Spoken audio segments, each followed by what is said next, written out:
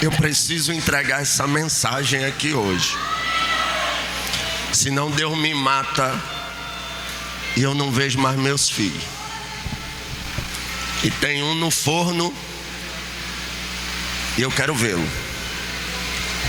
Olha só, como eu disse, a vontade de Deus é tão boa para o ser humano que quando Deus cria o homem e a mulher, a terra já estava maravilhosa porque Deus caprichou. No princípio criou Deus os céus e a terra estava sem forma e vazia, o Espírito Santo pairava sobre a face das águas. Aí disse Deus: haja luz, houve luz. Fez Deus separação entre luz e trevas. E viu Deus que a luz era boa. Aí disse Deus: haja firmamento. Porque antes a terra estava sem forma e vazia, até havia o Espírito, mas Deus não tinha liberado sua palavra ainda. Sem palavra, até pode ter o Espírito, mas o Espírito só movimentando. Mas depois que a palavra é liberada, haja firmamento. Então houve firmamento. Se tiver só o Espírito, só movimento. Se tiver a palavra, tem firmamento. Porque movimento não firma crente. Movimento é até para a gente se alegrar. É gostoso marchar. É gostoso dar uns pulos. É maravilhoso levantar a mãozinha para o alto e dar glória a Deus. É bom demais correr, cantora Daiane, igual você correu ali agorinha. Eu gosto também. Mas não adianta ter tudo isso e não ter palavra. Porque se não tiver palavra, não tem crente firmado. Mas a partir do momento que a palavra é liberada, tem firmamento. E crente é firmado na palavra, liberto pela palavra, avivamento pela palavra. A palavra age, a palavra reage, a palavra abre porta, a palavra fecha a porta. Basta uma palavra e o criado é sarado. Basta uma palavra e alguém nem precisa estar aqui no culto. Basta ter um parente aqui crendo que Deus já vai lá no hospital, visita e cura, liberta, transforma, tira da UTI. A palavra é extraordinária. Então é a palavra. Mas olha só, Deus cria Adão, Eva, o homem, e Deus é tão bom que Deus cria ainda. Não havia necessidade. Mas olha como Deus quer bem ao homem. Deus cria um jardim no Éden.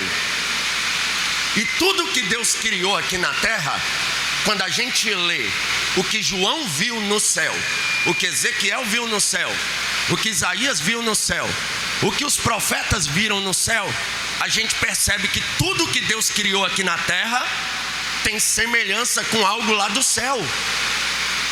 E o Éden, o jardim criado no Éden, é uma semelhança do paraíso aonde nós vamos morar. Então Deus coloca o homem num paraíso aqui na terra e diz: de todo o fruto vai comer, menos da árvore do discernimento do bem e do mal, porque o dia que comer certamente morrerão. Aí a serpente esperou um momento que Eva estava sozinha e começou a dialogar. E a mulher é atraída pelo que ouve, o homem é atraído pelo que vê. E o inimigo usa essa estratégia para fazer o homem e a mulher pecar. A mulher sendo atraída pelo que ouve. Eu vou dizer algo pesado aqui, mas é uma realidade. Se a mulher não conversar com adúltero, ela não adultera. Se a mulher cortar a conversa pela raiz, se ela excluir o contato, se ela bloquear o contato, ela não vai cair em pecado.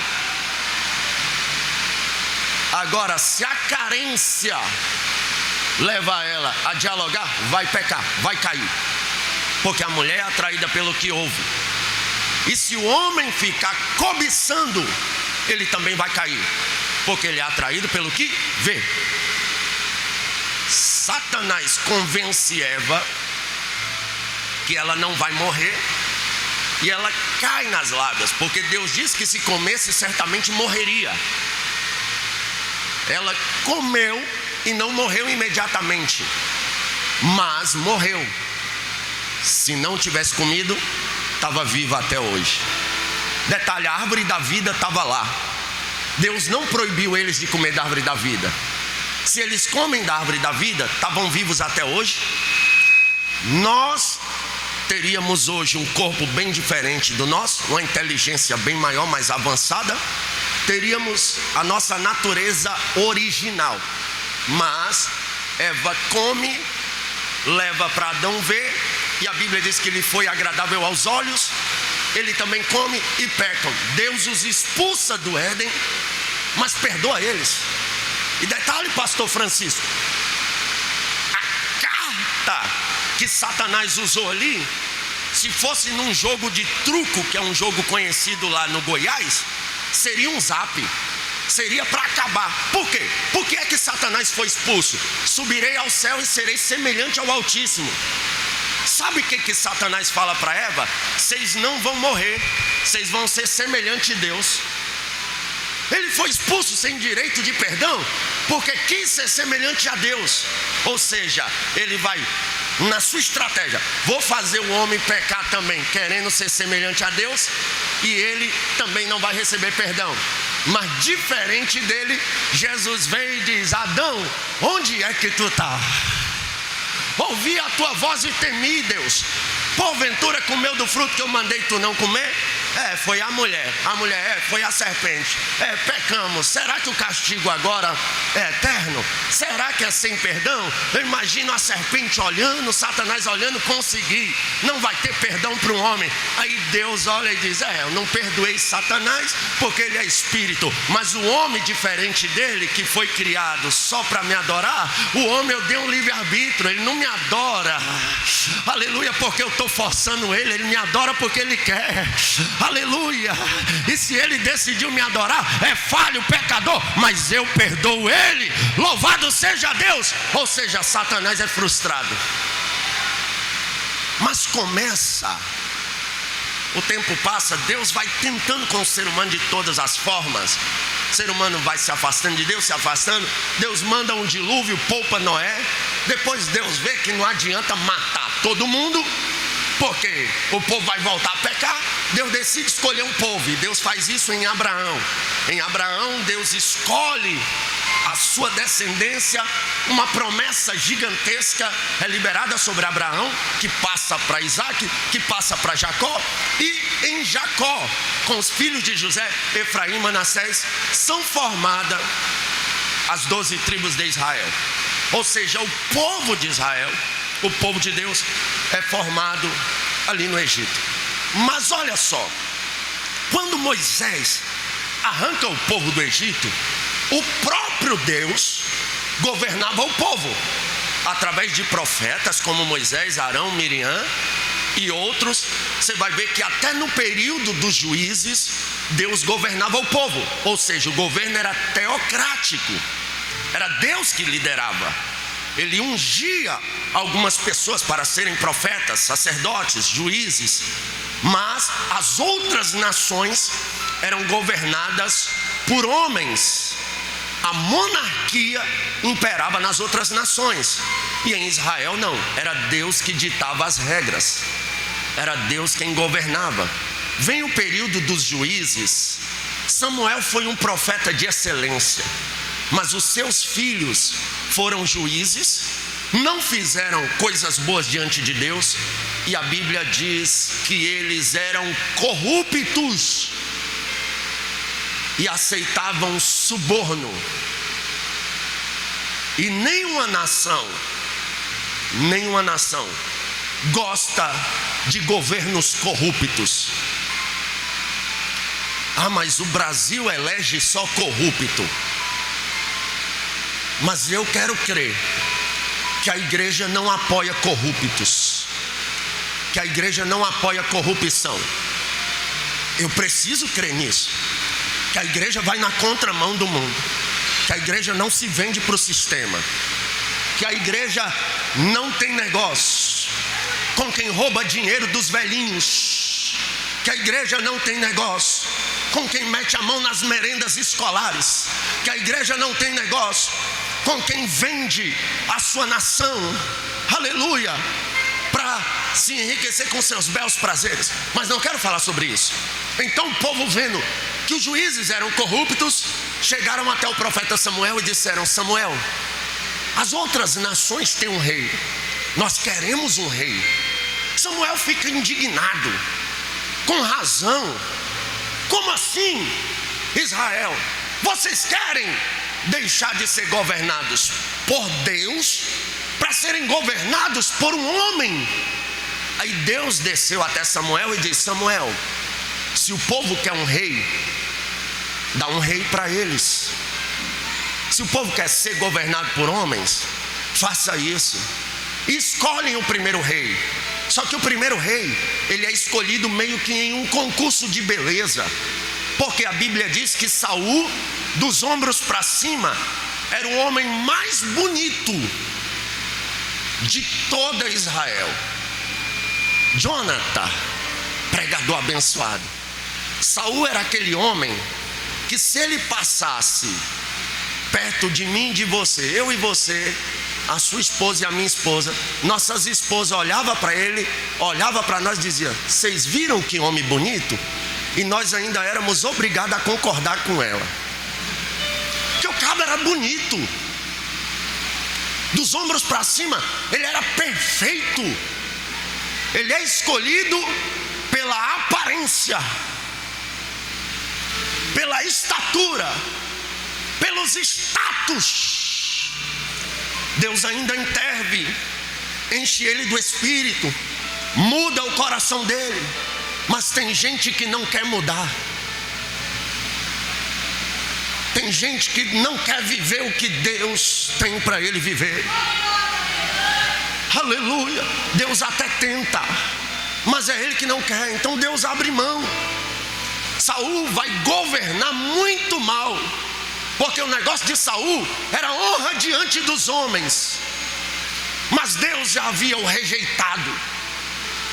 O negócio de Saul era o trono, era a coroa, era a cadeira. Não fazer o que Deus manda. E o que tem de gente que já esqueceu de Deus faz tempo. Grandes pastores, grandes líderes de grandes igrejas que já não fazem o que Deus quer, já não tem mais humildade e simplicidade, amam mais a cadeira do que Deus, amam mais o trono do que Deus, brigam. Nós chegamos ao ponto que, como acontece na política e fora, está acontecendo em convenções, pastores pagando voto, comprando voto. Olha, vota em mim que eu te dou tanto, para mim permanecer na liderança, para mim permanecer com a galinha dos ovos de ouro, porque já não trata a igreja como eclésia, trata a igreja como empresa, acha que ele é o cacique do negócio, quer mostrar autoridade só para mostrar que manda, só para mostrar que tem poder. Mas tem uma coisa: a casa vai cair para quem está agindo dessa forma, porque Deus tem uma geração de Davi que está no pasto, não é conhecido, mas será. Chega de homens que amam mais os status, mais a cadeira, mais o trono do que a presença de Deus. Saul passa dos limites quando a ordem é dada para destruir os amalequitas. E a ordem era para destruir tudo. Deus não queria nada dali. Mas Saul traz. Quando Samuel chega, que barulho de vaca é esse aqui?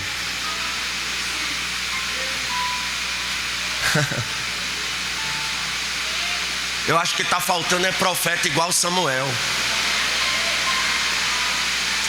para começar a bradar. Aparentemente está tudo certo, mas eu estou ouvindo barulho de algo errado.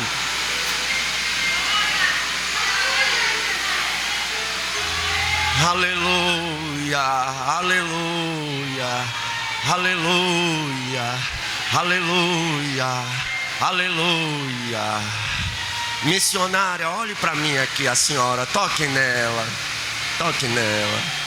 Estão querendo calar as irmãzinhas, estão querendo colocar as irmãzinhas que profetizam de canto, as irmãzinhas que estão ouvindo barulho de algo errado, que estão vendo algo errado, estão colocando elas de escanteio, não dão oportunidade para elas porque estão com medo delas revelar o pecado deles. Mas dando oportunidade ou não, Deus vai tomar elas numa autoridade que se alguém se levantar, Deus vai matar.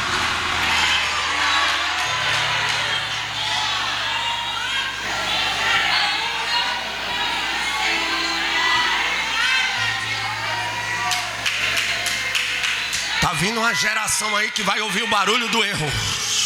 Está vindo uma geração aí que vai ouvir o barulho. Que barulho de vaca é esse? Que barulho de ovelha é esse? Não é que eu quis. Não, nada. Não foi isso que Deus mandou. Não foi para isso que Deus te colocou aí.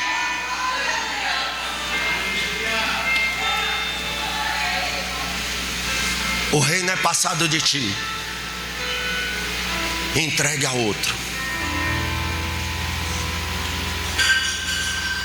Oh glória. Deus manda Jessé, ou Samuel e a casa de Jessé, ungir um dos filhos. Todo mundo conhece a história. Segundo o coração de Deus, Davi é ungido. Davi vem, derruba gigantes, vira um grande guerreiro dentro de Israel, conquista várias batalhas. Davi vai crescendo, crescendo, crescendo. E todo mundo quer crescer, mas não quer lidar com as consequências do crescimento. Tá tudo bem, Davi está ganhando guerra, todo mundo, glória a Deus. Deus ainda está com Israel, Deus ainda está com o rei Saul. Até que acontece uma guerra extraordinária. Vitoriosos eles são, culto de ações de graça. Como é que é o nome do conjuntão do tutu? Aí botaram as guerreiras de Sião para cantar naquele dia.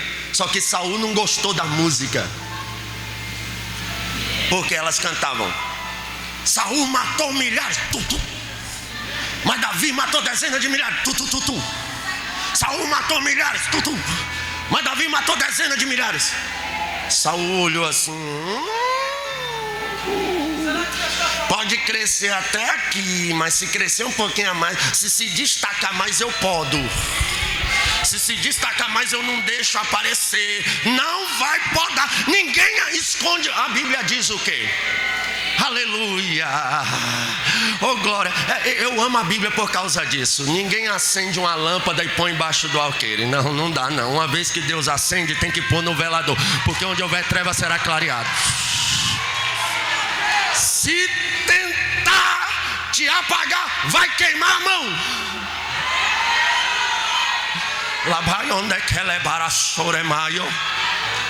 Eu sinto Jesus aqui. Só que Deus tinha um negócio, era com Davi. Saul morre. Seu filho ainda tenta reinar ali, né? Esbozete. Mas cadeira que é de Davi, Esbozete não senta. E se sentar, Deus arranca. Aí Davi assume o trono. Davi faz um governo de excelência. Erra em um erro gravíssimo. Talvez um dos piores erros da Bíblia Sagrada foi o de Davi. Se comparar os erros de Saul com o erro de Davi, quem merecia a morte era Davi. E qual a diferença entre os dois? Davi errou, mas quando ele viu a culpa caindo sobre ti, ao invés de fazer igual Saul, porque Saul, pelo amor de Deus, Samuel, não me tira do trono. Pelo amor de Deus, não arranca a minha glória. Pelo amor de Deus, essa era a visão de Saul. A de Davi era diferente. Deus, tira tudo de mim. Pode tirar mulher, filho, coroa, trono, arranca tudo. Pode arrancar tudo, eu perco tudo. Só não me lances fora da tua presença, nem retira de mim o teu espírito. Mas olha só, eu parto aqui para a mensagem, para mim não estender. O que acontece? Depois de Davi, Salomão reina por promessa de Deus. Adonias ainda tenta assumir o trono, mas cadeira que é para Salomão, Adonias não senta. Cadeira que é para Davi, Esbozete não senta. Não adianta. Aí Salomão assume. Só que Salomão, no fim de sua carreira, ele vai se corromper por alianças políticas. Por alianças políticas. Meu Deus. Ai, Jesus. Ai. Muitas eram as princesas de Salomão. Muitas eram as concubinas, as virgens sem números. Mas uma só era sua amada. As princesas que Salomão se envolveu, a maioria delas foi por aliança política, e por causa disso ele se prostrou diante de outros deuses. As concubinas que ele se envolveu era por prazer. Você está envolvido com o rei por quê? Por aliança política? Para obter alguma coisa? Para ganhar alguma coisa? Ou você está igual às concubinas, só para ter prazer? Ou você está igual às virgens sem números, que nem conheceu o rei, não conhece, nunca teve um momento de intimidade? Ou você faz parte da amada, a eleita, a imaculada?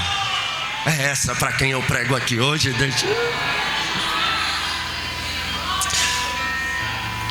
E por Salomão errar, Deus toma o profeta Aías para Jeroboão, rasga as vestes em 12 pedaços e dá 10 para Jeroboão e diz: tu vai assumir 10 tribos. E ele, Só que Jeroboão foge para o Egito para Salomão não matá-lo, porque tem gente que, se ele souber que alguém vai assumir o trono, ele dá um jeito de matar. Ele paga alguém para caluniar, ele persegue, ele faz e acontece. Que ele não quer passar o trono, ele não quer perder a cadeira, ele não aceita. Se você andar aí no Brasil, você vai ver uns velhinhos que não aguenta mais nem andar, não dá conta mais nem de falar, mas não jubila nem a pau, porque não quer passar o trono, não quer passar a cadeira. E quando passa para um filho, para um genro que nem crente é. Aí vira uma bagunça a igreja, liberam tudo, só não liberam o dízimo. Mas Deus não tem parte com isso. Não estou dizendo que Deus não possa escolher o filho. Quando Deus escolhe o filho, está escolhido. Leonardo Ravelil, ele disse uma coisa: se me perguntarem o que é unção, eu não sei responder, mas eu sei muito bem quem tem e quem não tem. Acabou. Já há quem diga o que é unção. Uns são, outros não. Acabou. Não adianta. Tem gente que vem, canta um hino, até grita, até pula, não acontece nada. Vem alguém, na simplicidade, canta o mesmo hino.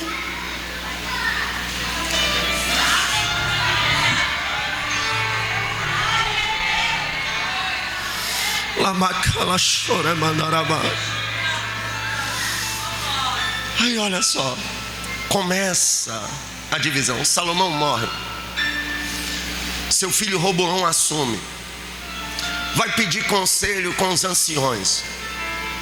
Os anciões dão um conselho bom, porque os anciões têm sabedoria, têm história de vida, viveram muito, viram muita coisa, eles sabem o que dá certo e o que dá errado. Eles disseram: olha, não faz como seu pai não, que pôs um jugo pesado. Alivia, serve o povo, que o povo te servirá. Mas quem é que está numa grande posição e quer servir? Ele quer mandar.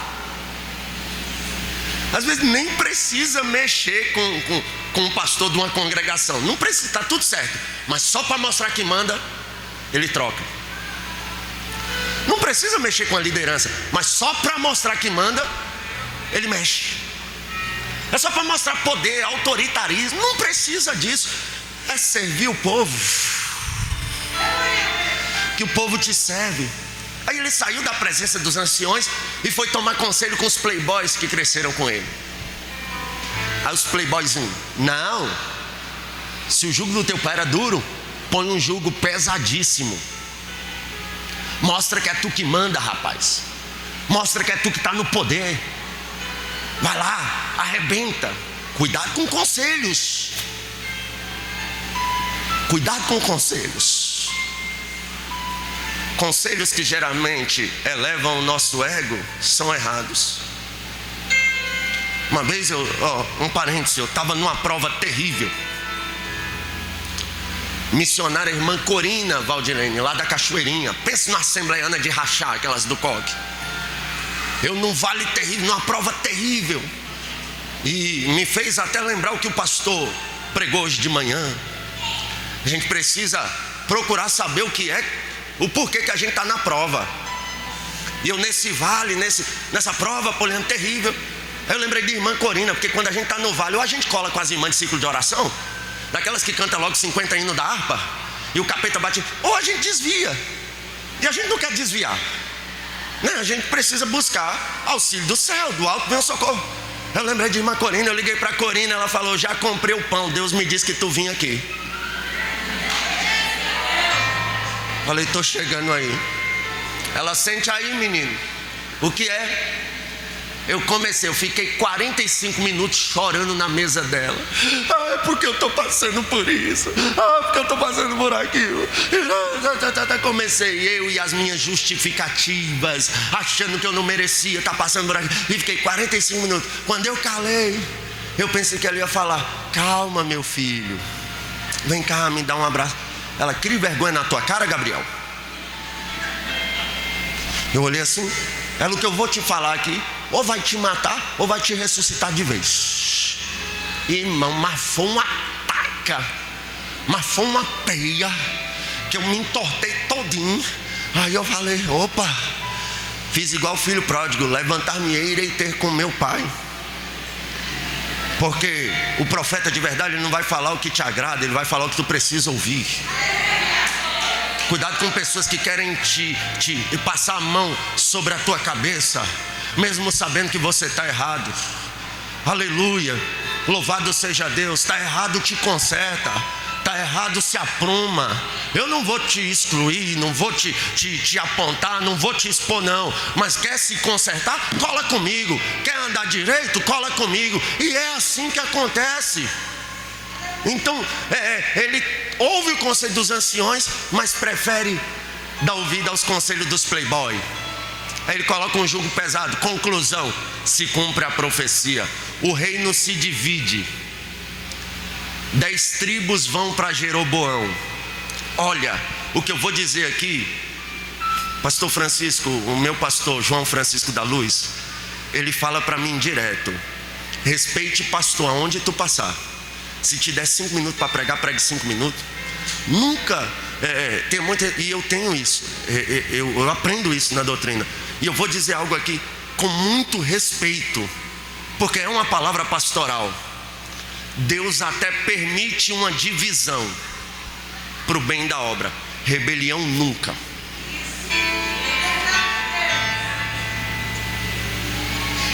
Deus permite uma divisão. Rebelião nunca. Não pense que quem rebeliou parece que está prosperando, parece que está. Não está. Você não vai ver na Bíblia Sagrada Deus perdoando o rebelde. A terra abriu, engoliu Corá, Datã e Abirão, a família dos rebeldes. Deus não tem negócio. Rebelião é igual pecado de feitiçaria, é o que diz a Bíblia. Deus não tem parte, pelo amor de Deus. Eu vou dizer algo pesado. Pare de se rebeliar contra a sua líder. Se ela escolheu a camisa do Congresso azul, que seja azul. Pare de querer colocar o dedo aonde Deus não te chamou. Pare de querer se levantar. Pare de querer causar montinho. E detalhe, a terça parte sempre acompanha rebelde.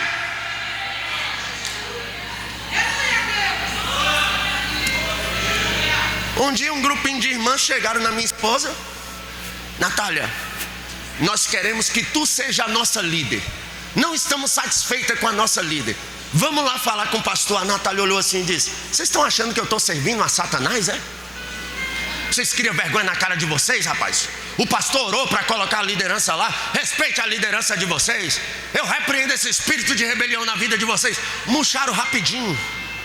Não faça parte de grupinhos de rebeldes. Não fique em roda de grupinhos de rebelde que fica falando mal do pastor. Está insatisfeito com a gestão do pastor? Ore por ele. Está insatisfeito com alguma coisa? Ore por ele. Está insatisfeito com alguma coisa na igreja? Ore, clame, dobre o joelho. Mas não seja rebelde, porque Deus não tem negócio com rebelde. Mas numa geração que não suporta ser subordinada a uma liderança, qualquer coisinha sai da igreja e abre outra. Lá em Brasília, no Maranhão, não tem isso não, graças a Deus. Mas voltando aqui, Deus permite a divisão. Judá para cá, reino do sul. Israel para lá, reino do norte.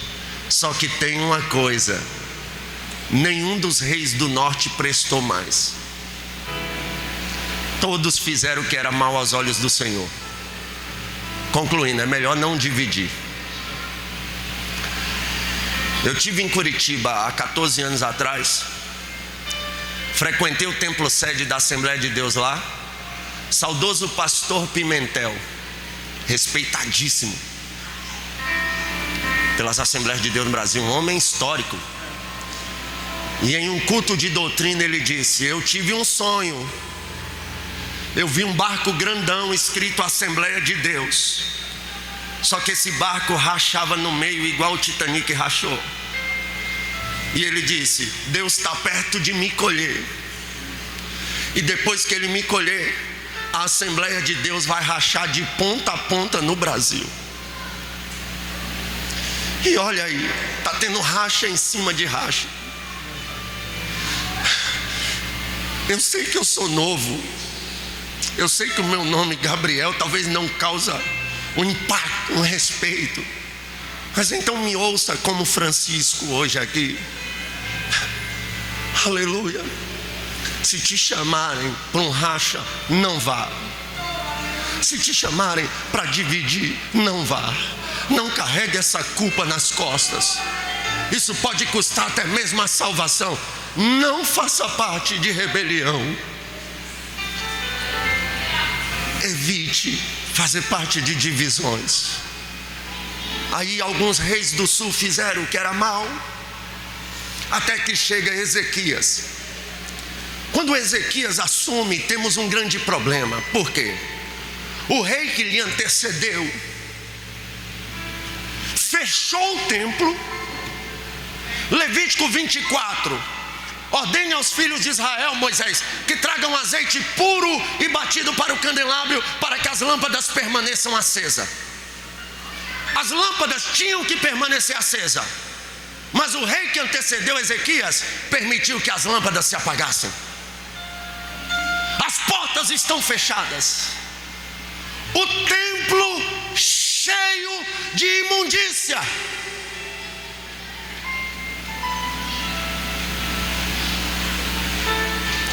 O altar apagado.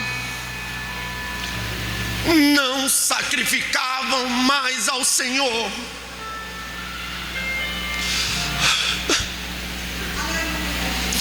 E Ezequias assume e diz: opa, está errado. Precisamos fazer uma limpeza no templo urgente. Precisamos restaurar o templo em caráter de emergência. Eu queria estar pregando aqui sobre o dia de Pentecostes, mas Jesus até me mataria se eu fizesse isso. Eu preciso falar o que Deus está mandando aqui. Oh glória, aleluia. Deus vai despertar uma geração de Ezequias, que vai olhar para o templo que tiver com imundícia e vai dizer: está errado, é hora de mudar. Vai olhar para convenções que está cheio de imundícia e vai dizer: está errado, é hora de mudar. Vai olhar para sistemas religiosos que estão cheios de imundícia e vai dizer: está errado, é hora de mudar.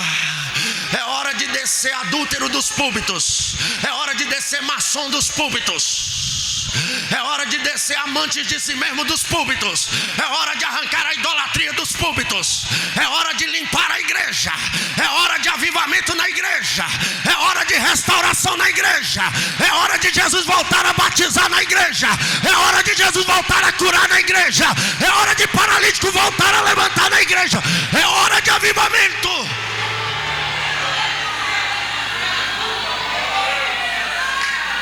Mas para isso acontecer, o que ele faz? Pega os levitas e os sacerdotes, arrasta para a praça oriental. Precisamos santificar o templo, mas antes, os levitas e os sacerdotes precisam ser santificados. Só prega santidade quem é santo. Quem anda descalço não prega espinhos. Calamanda que alarassore mancho relebaracaui. Relemandarassore cancho e arabaio. Santifiquem. Santifiquem, sacerdotes. Santifiquem. Vocês não estão orando mais? Até glutonaria estão cometendo. Enche o bucho de buchada de bode, buchada de preá, feijoada, mas não jejua tem mais de 10 meses. Volta a jejuar, rapaz. Volta a jejuar, rapaz. Volte a buscar, volte a se santificar, volte a levantar as madrugadas. Apague as músicas seculares do celular. Faça as pazes com a Bíblia. Volte à prática diária de leitura bíblica. É hora de santificação. Bora, levitas, bora, sacerdote, bora santificar. Bora santificar, porque a igreja está precisando de limpeza. Mas se os levitas e os sacerdotes não se santificarem, não tem limpeza. E os levitas não são os músicos, não. Os levitas, os músicos, a gente atribui hoje os levitas como músicos porque a maioria dos músicos eram da tribo de Levi, eram levitas, de fato. Então os músicos precisam se santificar, mas os levitas era a tribo que foi destinada para trabalhar no templo. Então todo mundo que trabalha no templo de alguma forma faz parte dos levitas, e é essa geração que Deus vai santificar. Eu sei que passou alguns reis, alguns caciques por aí que destruíram o templo, que apagaram as lâmpadas, mas Deus tem uma geração de Ezequias aqui hoje, e essa geração vai colocar ordem na casa. Eu vou repetir, essa geração vai colocar ordem na casa. Essa geração está disposta a fazer as pazes com Deus. Ezequias, bora, santifica. Agora bora lá, a porta está fechada, né? Porque fecharam a porta aí. Foi tanto escândalo que quando a gente vai pregar, nossa, pastor é tudo ladrão, isso e aquilo, que a gente vê, pastor. Não, a igreja cresceu demais. Crescendo o trigo, cresceu o joio também. Isso aí é o joio, não liga para eles não. Ainda tem crente de verdade. Aleluia, ainda tem servo e serva de Deus de verdade. Pode ir, vamos abrir as portas primeiro. Quando eles abrem as portas, agora é hora de limpeza. Pode ser quem for, está escandalizando, se arrepende. Ah, mas eu sou fulano de tal, se arrepende. Ah, mas eu tenho milhões de... Se arrepende. Ah, mas foi... Se arrepende. É hora de limpeza. É hora de limpeza. O Espírito clama santidade, ó igreja. Santidade, ó igreja. Limpeza, limpeza, limpa, limpa. Tiraram a imundícia. E agora? As lâmpadas estão apagadas. Então vamos reacendê-las. O candelabro é um braço de 7 lâmpadas. João viu 7 lâmpadas que representam 7 Espíritos de Deus. Ou seja, o Espírito convence do pecado, da justiça e do juízo. Mas se a gente limpar, o Espírito vem. Se o Espírito descer, a igreja é avivada. Nós precisamos voltar a buscar os dons do Espírito Santo, a ser cheios do Espírito Santo, a clamar por batismos no Espírito Santo, a termos cultos fervorosos. Nós precisamos novamente, primeira preocupação ali, reacender as lâmpadas. E eles reacendem as lâmpadas, né? Eles reacendem as lâmpadas. Lâmpada também não é lâmpada para os meus pés, luz para os meus caminhos. É a tua palavra, avivamento pela palavra, a palavra e o Espírito Santo, palavra e o Espírito Santo, palavra e o Espírito Santo. Jesus ainda batiza. Nós estamos vendo, pastor Francisco, os reformados estão entrando dentro das Assembleias de Deus e dizendo que o nosso batismo com o Espírito Santo, que desde que Celina de Albuquerque em 1910 foi batizada, é coisa da nossa cabeça. Peraí, vai catar coquinho, rapaz. Quer ser frio, gelado, vai lá pro Polo Norte. Na Assembleia de Deus não. A Assembleia de Deus nasceu no fogo e vai ser arrebatada no fogo. Mas querem apagar as lâmpadas, querem apagar a chama. Não vão apagar, não vão apagar. Pelo contrário, Deus vai despertar. Isso é profético. Me escute, nação brasileira, aleluia. Isso é profético. Os dons de locução serão despertados. O que, pregador? Quais são os dons de locução? Profecia, línguas e interpretação, aleluia. Os dons de revelação também serão despertados. Quais são eles? Palavra da sabedoria, palavra da ciência e discernimento de espírito. Os dons de milagre também serão despertados. Quais são eles, pregador? Os dons de curar, os dons de maravilha e o dom da fé. Quem acredita verá despertar.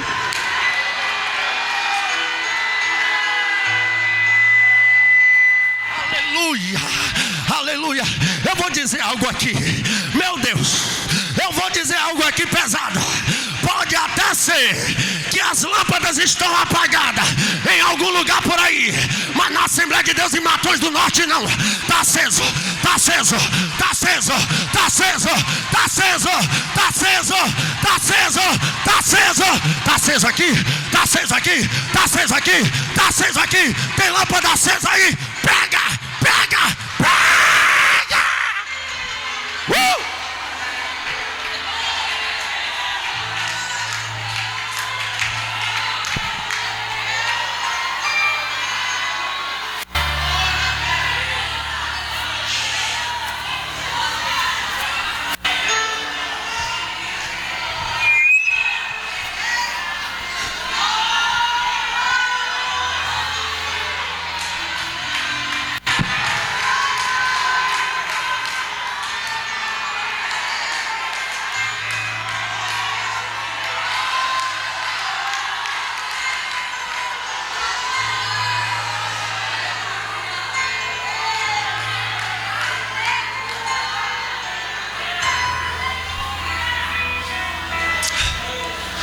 Limparam, acenderam as lâmpadas, e agora eles vão voltar a sacrificar, que é outra coisa que estão tirando do nosso meio. O que? O sacrifício. Que sacrifício, pregador? Naquela época se sacrificavam animais, agora não. O sacrifício é o de Jesus na cruz do Calvário. Ou seja, se não tem o sacrifício, não tem mais a mensagem da cruz. Vai ter palhaços gospels ridicularizando hinos da harpa, que é a mensagem da cruz cantada. Apesar de eu ser novinho, quer ver uma coisa que me irrita?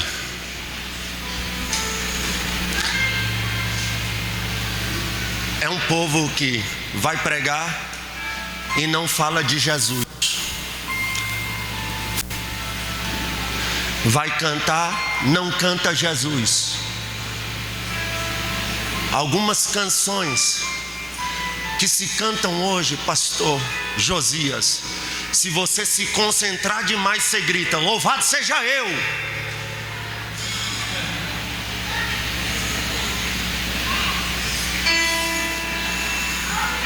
Agora pega as canções cristocêntricas, exaltam Deus. O sangue nos purifica de todo pecado. O sangue nos faz vencedores. A mensagem da cruz tem que voltar para as nossas pregações. A mensagem da cruz tem que voltar para os nossos louvores.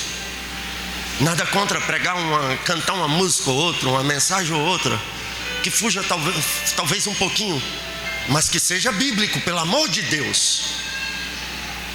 Seja bíblico, pelo amor de Deus, que seja bíblico. As canções têm que ser bíblicas. Um dia, num congresso de crianças, um conjunto de crianças começou a cantar pulando como canguru. Eu olhei assim, eu falei: não, Jesus, não faz isso comigo não. Eles vão dizer que eu sou chato, enjoado, pareço aqueles velhos antigão. Mas não dá, não é canguru não, é o cordeiro, é o leão, é Cristo, é o que foi morto e reviveu, é o Rei dos Reis, é o Senhor dos Senhores. O que Paulo pregava? Cristo, a quem vocês mataram e Deus ressuscitou dos mortos. O que Estevão pregava? Cristo, a quem vocês mataram e Deus ressuscitou dos mortos. E aonde eles passavam era Cristo, Cristo, Cristo, Cristo, Cristo, Cristo, Cristo, Cristo, Cristo, Cristo, Cristo, a morte, a ressurreição de Cristo, morte e ressurreição de Cristo. Mensagem da cruz. Aí eles voltam traz o sacrifício. Temos que ter portas abertas, santidade, lâmpadas acesas e a mensagem da cruz. Aí o que a gente faz agora? Celebra. Faz dia com Deus. Chama a Daiane, chama a Poliana, chama a Jonathan, reúne as irmãs aqui, traz as irmãs, venham, vamos celebrar. A casa está limpa, as lâmpadas estão acesas, a glória vai descer, vai ficar marcado, aleluia. Olha só, deixa eu te falar um negócio. Eu não vim de Brasília para cá trazer fogo, nem um abraço do Lula. O que você veio trazer, pregador? Lenha para somar. As irmãs não vieram de São Luís para cá trazer fogo. As irmãs não vieram lá de São Luís também para cá trazer fogo. Não, elas vieram trazer mais lenha. Aí daqui um dia é o dia com Deus lá, aí vocês me chamam para pregar também, né?